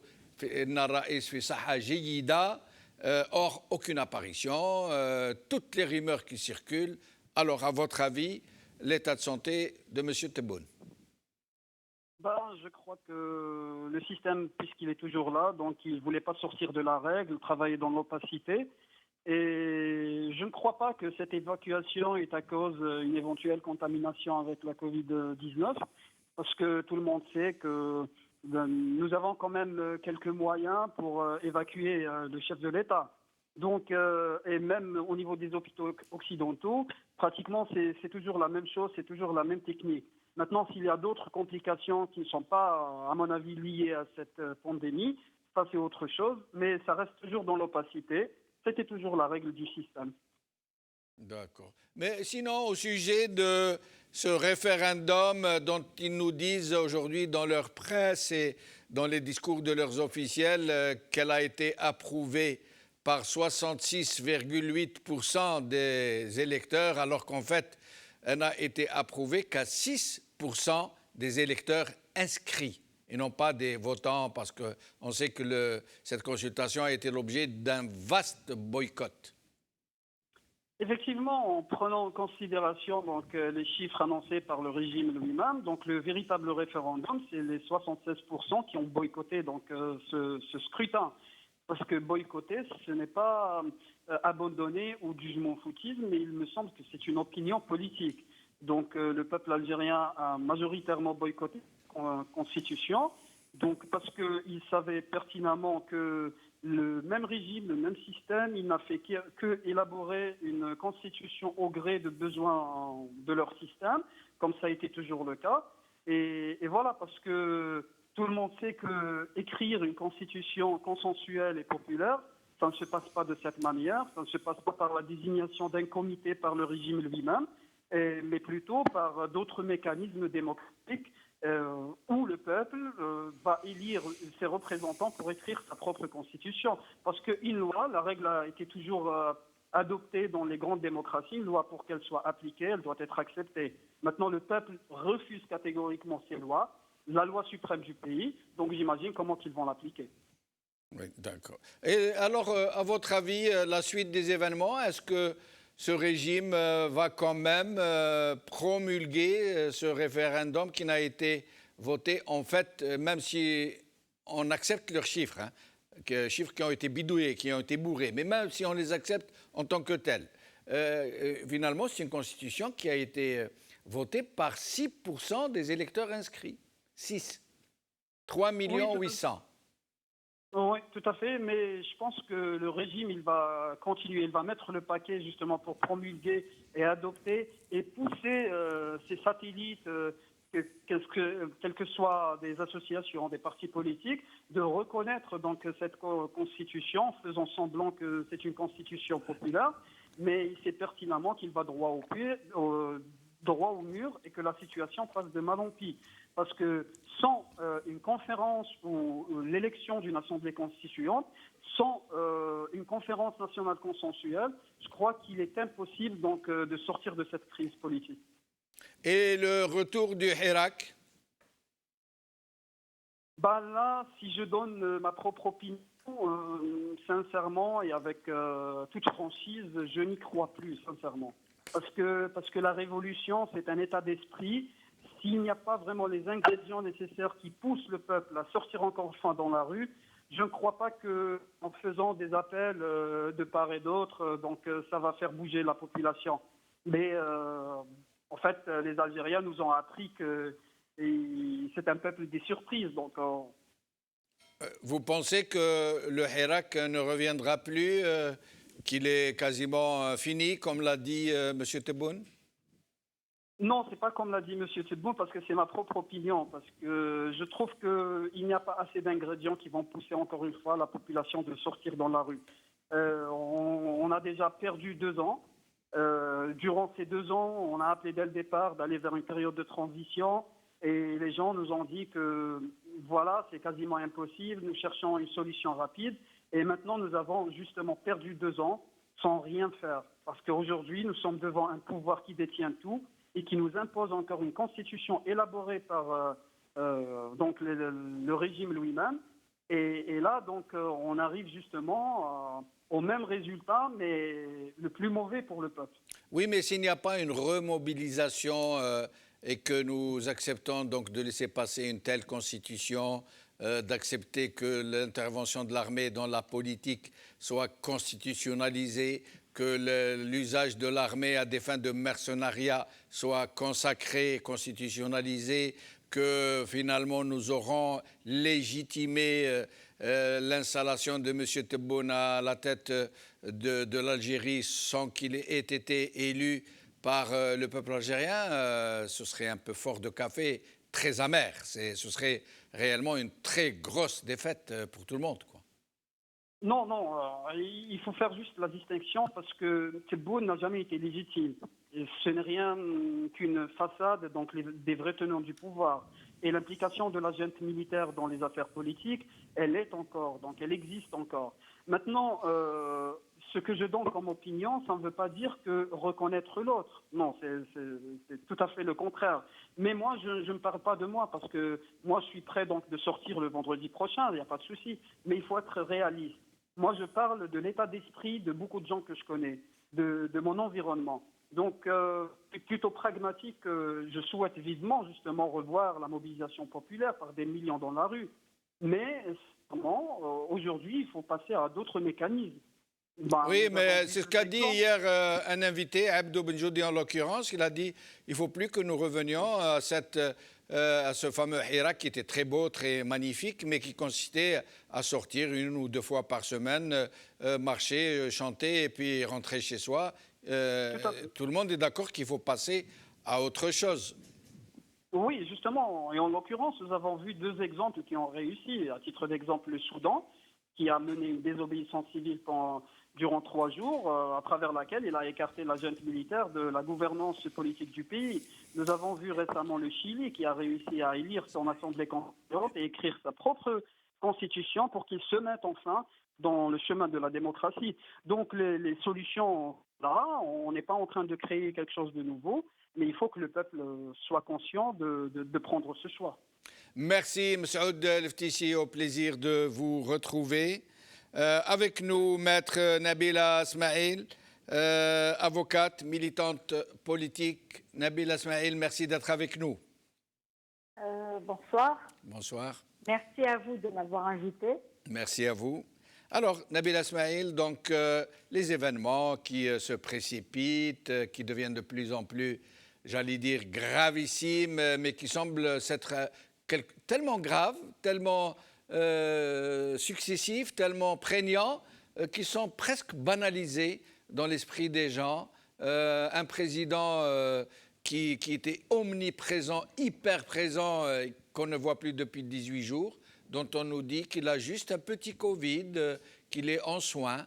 Une constitution qui a été massivement rejetée, massivement boycottée par toute l'Algérie pour une fois. Un boycott encore plus massif, plus actif que celui du 12 décembre. Et on nous dit non, non, bravo aux Algériens, ils ont voté. نشكر الشعب الجزائري على هذه الهبة الشعبية على هذا النصر الكبير. C'est comme si de rien ne s'était passé. Ils sont en train de faire comme ils veulent. Nabila Smaïl.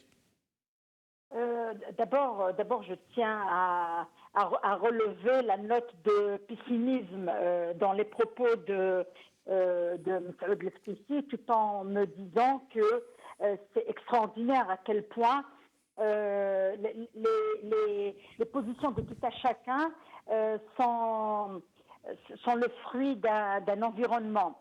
Parce que il n'y a pas longtemps, bien avant la maladie de Amel Khadr Bourgha, Rabbi Shafih, j'étais un peu dans l'état de Messoud où je lui disais Amel Khadr, ça ne peut plus continuer comme ça, c'est trop, là, ils vont où?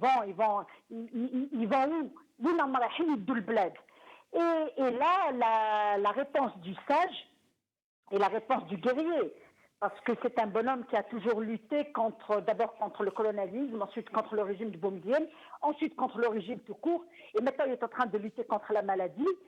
Il m'a dit la phrase qu'il me disait quand il était en prison,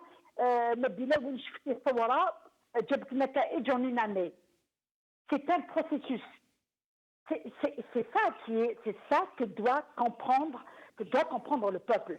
C'est que c'est une révolution qui s'est déclenchée d'une façon pacifique. Elle ne s'est pas déclenchée contre une personne, parce que si c'était le cas, la mise à l'écart de Bouteflika aurait pu régler le problème. Cette révolution a connu une maturité à travers ses revendications. Du 22 à la démission de Bouteflika, à l'intronisation de Gaïd Salah, au fait qu'ils aient imposé des élections présidentielles malgré le refus du peuple, ce Hirak est en train de réaliser ce qui n'a jamais été réalisé depuis l'indépendance. C'est-à-dire qu'il est en train de démasquer le pouvoir réel, de lui dire que ses méthodes sont révolues et de dire que ce peuple a réussi, pendant les 20 ans de règne de Bouteflika, a réussi à se forger une maturité politique. Ce silence de ce peuple, qui a duré 20 ans de règne de Bouteflika, a été une formation politique qui a donné naissance à l'une des plus belles révolutions après la révolution 54-62, est en train de donner une révolution d'une autre forme, d'un autre type, une révolution pacifique. Oui, mais Nabil Asmaïl, moi j'entends parfaitement ce que vous dites et j'y adhère totalement, comme la plupart, j'imagine, de ceux qui vous écoutent. Mais ce régime, lui, il est totalement autiste. Il est en train de laisser faire les Algériens. Vous voulez sortir, sortez. Vous ne voulez pas voter, ne votez pas. Après, il vient vous dire, Monsieur Tebboune, au journal L'Opinion, le journal français, le peuple algérien a exigé des élections présidentielles. Alors que c'était le contraire, rappelez-vous. Le peuple algérien a dit non, nous ne voulons pas d'élections présidentielles dans ces conditions. Puis il nous a dit, le peuple algérien a voulu la Constitution. Alors que ce n'est pas le cas. Le peuple algérien a exigé un processus constituant. Et là, la Constitution, un autre boycott de la Constitution, ils vous disent, bravo, les Algériens ont voté massivement, bravo, c'est très bien, ils ont voté à 66%, alors qu'ils n'ont dit oui qu'à 6%. Monsieur Tebboune, qui a été unanimement rejeté lors du 12-12, il vient vous dire « J'ai été le président le mieux élu depuis 1962 ». Ça veut dire c'est réellement un peu comme s'il nous disait ben, « Marchez, chantez, criez, faites ce que vous voulez, mais moi, je persiste à rester le maître de ce pays, à faire ce que je veux ». Mais qu'est-ce que vous voulez, à quoi vous vous attendez d'un régime qui sait pertinemment qu'il est rejeté, qu'il est détesté, qu'il n'a aucune légitimité? Mais c'est tout à fait normal qu'il continue à dire des choses pour se rassurer lui. Et il parle à qui, ce régime? Il parle à un peuple qui lui a tourné le dos, tout comme lui a tourné le dos aux revendications du peuple. Nous sommes dans une situation de deux lignes parallèles qui ne vont jamais se rencontrer. Le pouvoir est dans sa feuille de route qui sert les intérêts étrangers. Le peuple est dans sa feuille de route qui cherche à libérer le pays. Parce que tout ce qui est en train de se passer est un agenda, c'est un agenda de puissance internationale qui dicte une feuille de route au pouvoir algérien contre une légitimité que leur offre l'Occident et l'Orient, une partie de l'Orient. Rien ne se fait pour les Algériens, rien ne se fait pour l'Algérie. Il n'est pas normal qu'on ait constaté le défilé des ministres des Affaires étrangères à une semaine avant le référendum. Pandémie, il y a pandémie, frontières fermées, hajj total. Et vous voyez des avions qui ramènent le ministre français, ensuite le ministre espagnol, ensuite le ministre de la Défense américain. Qu'est-ce qu'ils sont venus faire si ce n'est pas imposer ce changement de la Constitution pour pouvoir jouer de l'armée comme ils veulent, de l'armée algérienne. Or, le peuple a donné une gifle à ces puissances étrangères en disant « Nous n'allons pas se mettre à la disposition de vos intérêts, nos enfants et notre armée. » Maintenant, il y a plusieurs lectures. Cette constitution qui est passée avec 23% de participation ou de votants sur les 21 millions d'inscrits, 26 millions d'inscrits. Est-ce qu'une partie du pouvoir n'a pas voulu répondre aux puissances étrangères et dire le peuple a rejeté? Mais ça, faudra-t-il qu'ils aillent jusqu'au bout pour dire qu'il est impossible. À l'état actuel, il est impossible de valider la Constitution par le Conseil constitutionnel parce qu'il n'est pas dans sa composante complète. Et nous y reviendrons tout à l'heure. Restez avec nous, Nabil Asmaïl. J'accueille Assia Geshoud. Merci d'être avec nous, Assia Geshoud. Assia Geshoud, qui est hirakiste, qui est à Strasbourg, mais qui est un peu partout dans le Hirak de la communauté algérienne à l'étranger. Oui, bonsoir, salam alaikum, Mazoul Fillaoun, merci de m'accueillir. Merci à vous. Alors, Assia Geshoud, Donc voilà, la Constitution, comme vous l'avez vous-même suivi très très bien à Strasbourg, vous avez été l'une des hirakistes à avoir observé très minutieusement les consulats qui avaient déjà d'ailleurs donné le chiffre avant qu'il ne paraisse. Vous avez dit qu'il y a moins d'1% de notre communauté à l'étranger à avoir voté. Finalement, ça a été 4,4%. C'est le taux le plus bas depuis l'indépendance. C'est un boycott massif. Jamais la diaspora algérienne à l'étranger n'a été aussi, n'a autant boycotté. Or, eux, ils sont en train de nous féliciter pour notre participation. Monsieur celui qui est chargé de surveiller les élections et qui se fait l'avocat du régime a félicité le peuple algérien pour cette flambée populaire, a-t-il dit. El Hebba Shabiya. Il a félicité le peuple algérien pour cette grande victoire. Il s'est félicité pour la tenue exemplaire de ces élections. Finalement, même le chiffre qui a très certainement été bourré, bidouillé, il n'est que de 23%. Et les oui, le nombre de oui est de 6% par rapport aux électeurs inscrits. La réalité des choses, c'est que même si le chiffre est vrai, il n'est que de 6% des inscrits, des électeurs, à avoir dit oui. Or, eux sont en train de bidouiller, ils sont en train de nous dire non, non, c'est 66% des votants. Ça veut dire 3 millions sur 5 millions. À votre avis, Assia Guichout? Oui, alors, Monsieur Benchenouf, c'est pas une surprise, hein, et nous en avons parlé plusieurs fois sur votre plateau. Tout le monde savait pertinemment qu'ils allaient imposer ce référendum, hein, car ils ne peuvent pas faire autrement. Donc, pour gagner en crédibilité à l'international, alors que tous les voyants sont au rouge, ils sont obligés finalement de passer ce coup de force, hein. Et je me faisais une réflexion, je ne peux pas m'empêcher de faire un parallèle qui a été d'ailleurs entretenu par leurs soins et leurs choix, entre le 1er novembre 1954 et le 1er novembre 2020. Hein. Donc, ce dimanche, il y a eu clairement un rejet massif de ce régime par la majorité des citoyens algériens.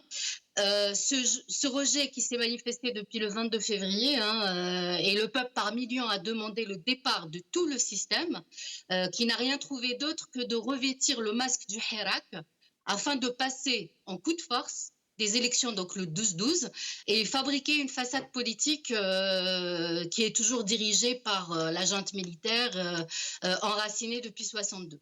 Donc ce 1er novembre 2020, le masque est tombé.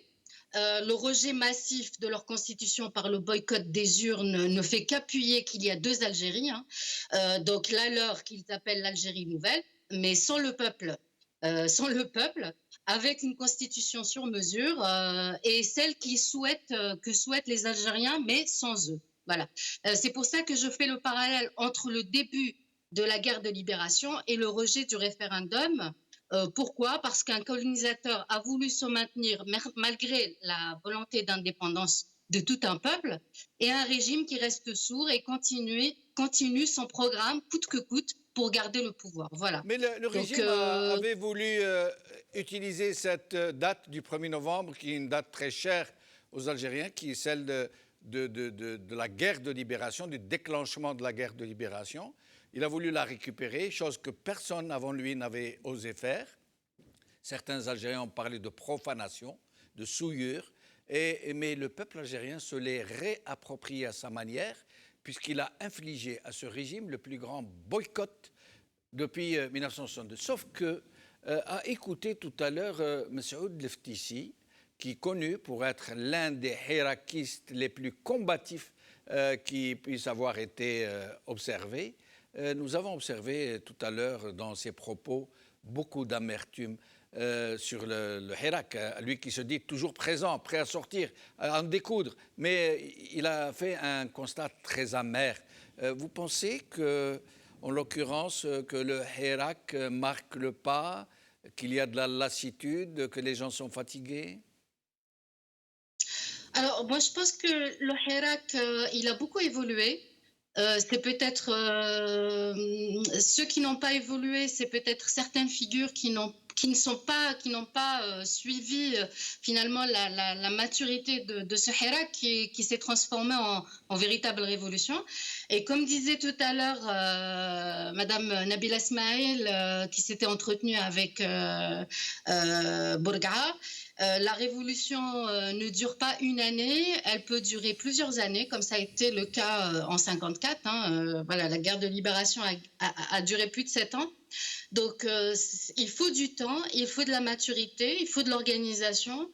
Donc, aujourd'hui, moi, je ne suis pas d'accord, je reste optimiste. Le 1er novembre, ça a été une victoire. Quels que soient les vrais chiffres du résultat de ce dimanche 1er novembre, 23%, ça reste très peu.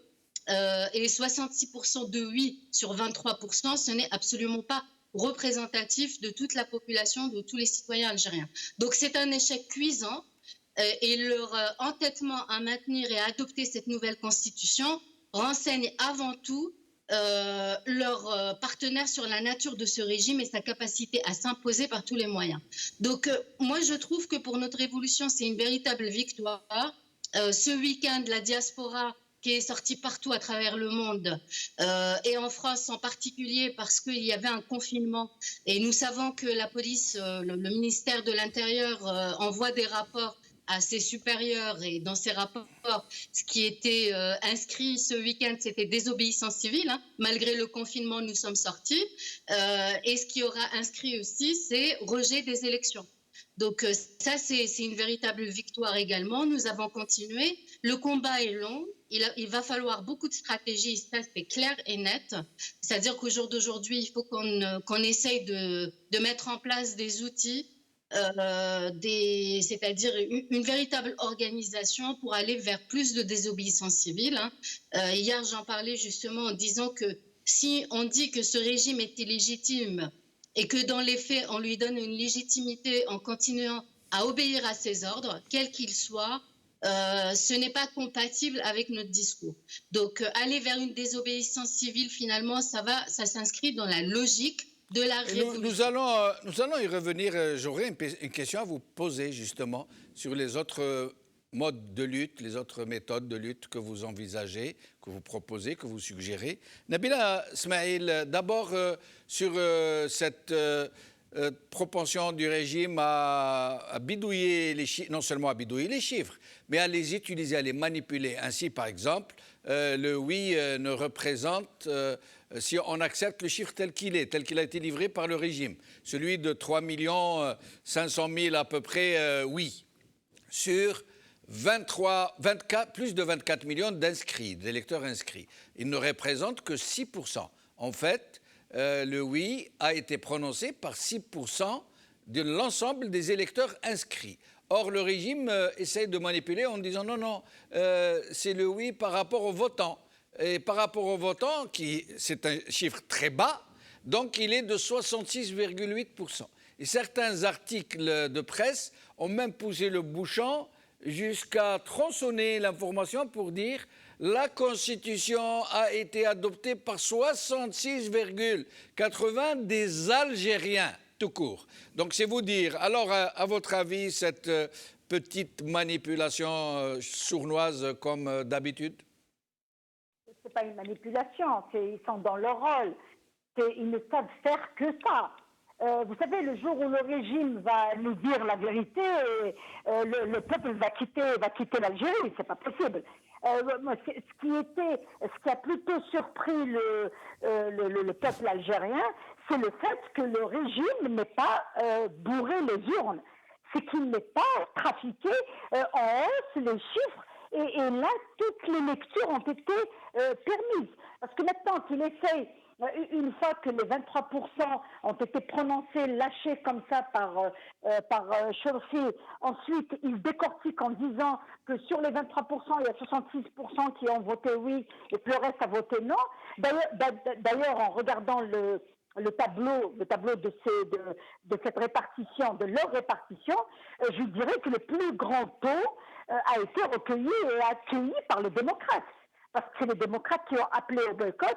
Donc sur les 23% de votants, les 72 restants, aux 77 restants, sont le boycott, ce sont ceux qui ont répondu au boycott. Donc c'est là que nous devons tirer profit et dire que finalement les démocrates sont forts quand ils le fassent. Parce que le fait qu'il y a eu boycott, il n'y a pas eu rejet, il y a eu boycott. Parce que les réseaux sociaux, le pouvoir a fermé les espaces pour la campagne de boycott actif, le pouvoir a ouvert les espaces que pour ses ministres, que pour sa clientèle, pour faire campagne dans des salles fermées, mais le peuple a fait la campagne par les réseaux sociaux et il a pu, par ce moyen-là, maintenir la mobilisation et faire sortir le boycott, le taux le plus élevé de l'histoire de l'Algérie. Donc, c'est les démocrates qui ont gagné. Ça, de deux, moi, je ne m'étonne plus des pratiques de ce pouvoir qui est en train de s'user de l'intérieur. Parce que vous savez, d'ailleurs, je me dis, je ne sais pas comment ils font, en sachant qu'ils sont rejetés, qu'ils n'ont plus les moyens. Les seuls moyens qu'il leur reste, c'est la répression et la justice. Or, avec l'ouverture, avec les médias, avec les réseaux sociaux, cette violence est en train de se voir à travers le monde entier. Quand vous avez des jeunes qui font des lives sur des jeunes qui sont jetés dans le feu, dans le feu. La vidéo qui a circulé sur les événements de Bela Ben Khadda, où des policiers ont carrément jeté un jeune dans un feu où il est complètement brûlé. Et d'ailleurs, il a approché quelques avocats pour un éventuel dépôt de plainte. Cette vidéo est sortie. Maintenant, ils ne savent plus comment faire parce que le peuple a non seulement une arme redoutable qui est les réseaux sociaux et en plus, le peuple est déterminé. Ce silence est beaucoup plus inquiétant que les marches du vendredi.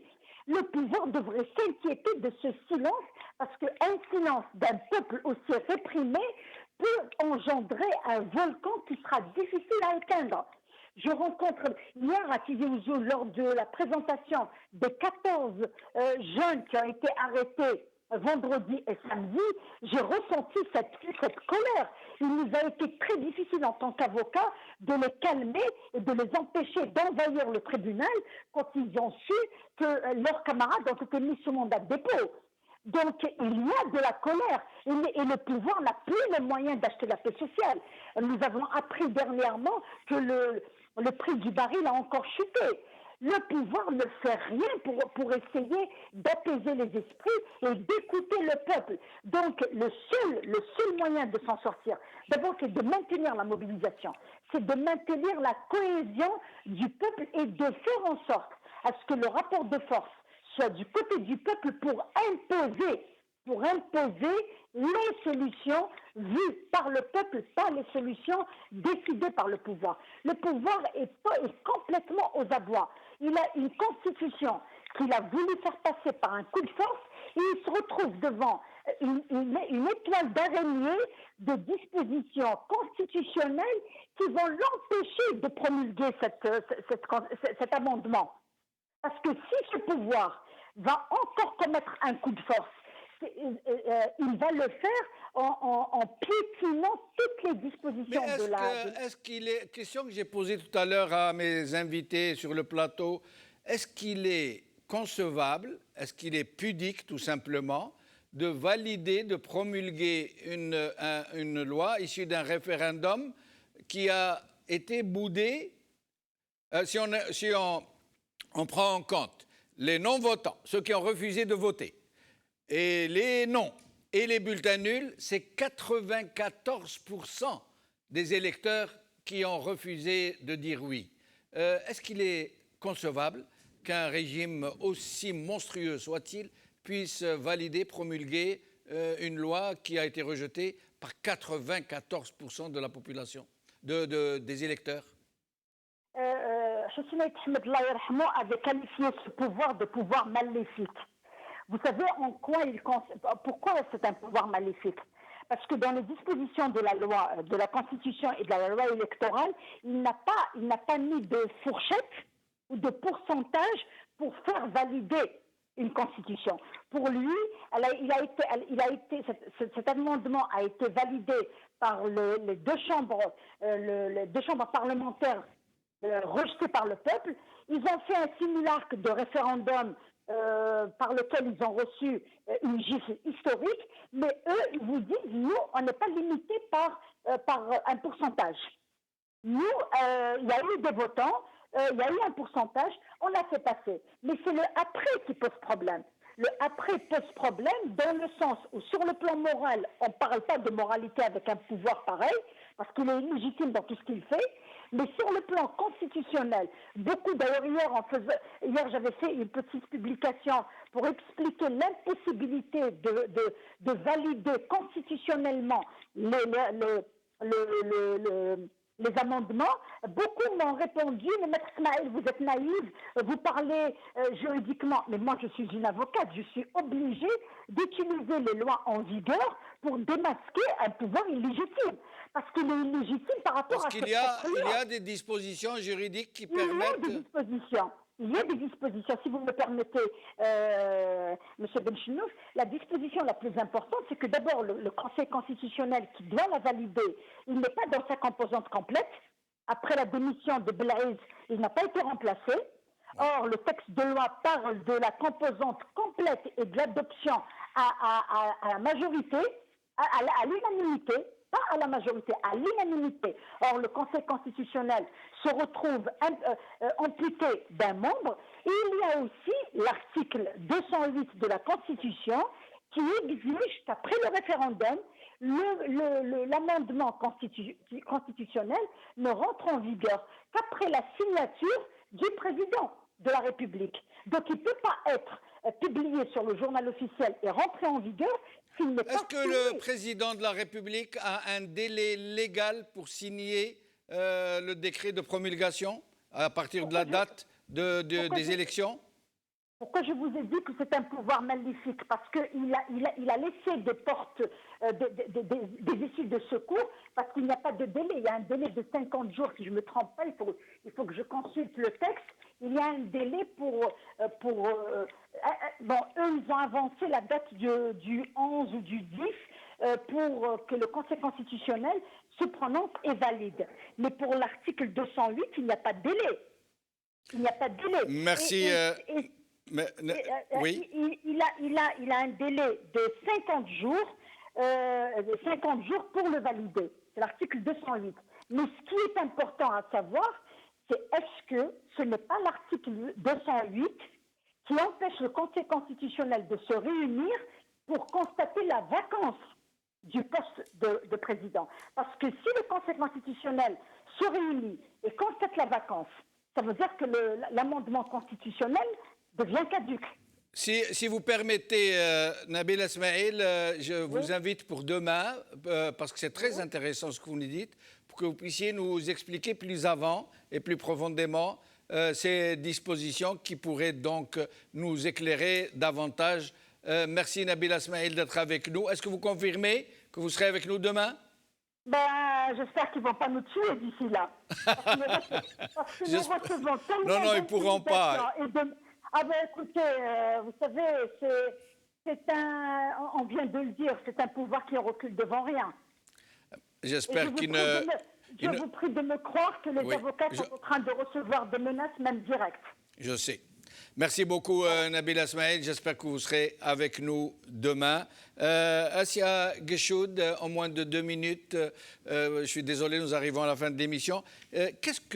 Comment voyez-vous la suite du Hirak?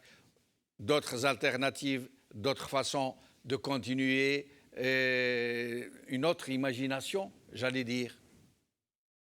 Oui, alors, en fait, moi personnellement, modestement, je vais continuer sur la même lignée, c'est-à-dire que je vais travailler à tenter d'offrir un bouclier à mes concitoyens en Algérie pour qu'ils puissent sortir sereinement. Tout à l'heure, vous avez dit quelque chose d'assez vrai, Monsieur Benchenouf.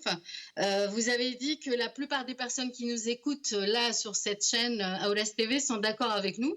Donc, il reste à convaincre toutes les personnes finalement qui ne sont pas convaincues.